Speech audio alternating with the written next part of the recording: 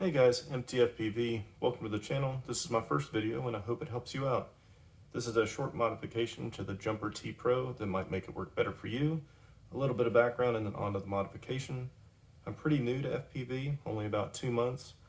I started off unfortunately with the DJI FPV as my very first drone.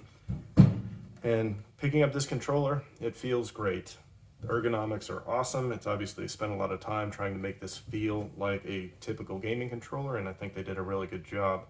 But unfortunately, this controller only will bind to the DJI FPV.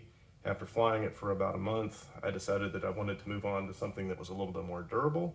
So I bought a bunch of used equipment from a local guy, and I got this radio. Tried true, XD9 Plus, sorry, X9D Plus. And while this thing looks awesome, it feels terrible to me. The sticks are really long. The movement end to end is almost so long that I have to move my hands to do it compared to holding a standard gaming controller. So I bought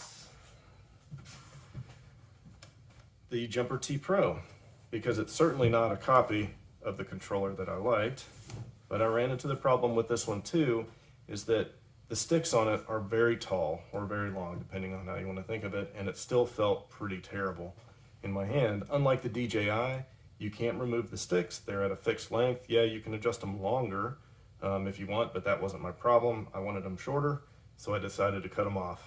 And on to the modification.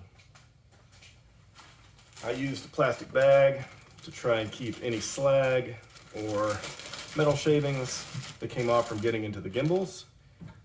Take both parts of your stick ends off, push them through the bag, thread the bottom stick end back on, all the way to the bottom. I backed mine off about a half a turn just to give myself a little bit of wiggle room in case I marred the threads too bad. And then using that as the guide, cut the stick off. I just used a Dremel. I assume you could use bolt cutters, but I mean, a typical Dremel and a cutoff wheel will take care of it in about 4 seconds. When you're done, the added benefit of using that bottom end is the stick ends will bottom out at the bottom of the threads almost perfectly.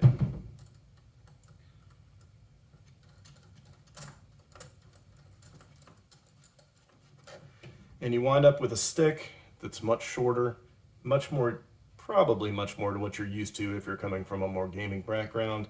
And so far, this has worked out really well for me. I hope it works for you. Make sure you use safety glasses, all the proper precautions when you're using your grinder, and have a great day.